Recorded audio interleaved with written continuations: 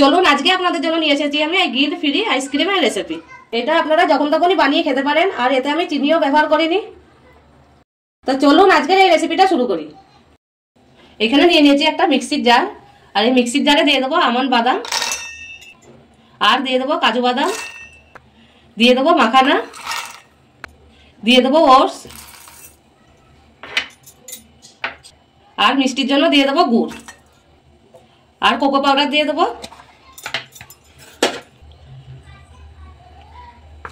2 চামচ মতনই দিয়ে দেবো কোকো পাউডার। সবার শেষে দিয়ে দেবো দুধ, দিয়ে এটা মিক্সিতে ঘুরিয়ে নেব।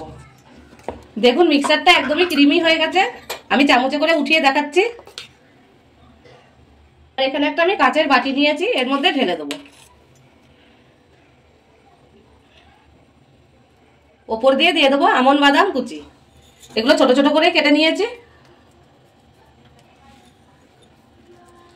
এটা আপনারা নাও দিতে পারেন, দিলে একটু দেখতে সুন্দর লাগবে। এবার এটাকে ঢাকা দিয়ে আমি ফ্রিজে 7 থেকে 8 ঘন্টা মতন রেখে দেবো। এটাকে ডিপ ফ্রিজে রেখে দিতে হবে।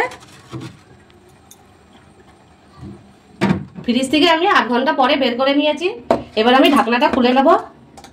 আর দেখুন কতটা ভালোভাবে জমে গিয়েছে আইসক্রিমটা। একটা নিয়ে নিয়েছি বাটি, আর একটা চামচ নিয়েছি। এবার আমি আইসক্রিমটা উঠিয়ে দেখাবো আপনাদেরকে, কতটাই ভালোভাবে উঠে যাচ্ছে দেখুন।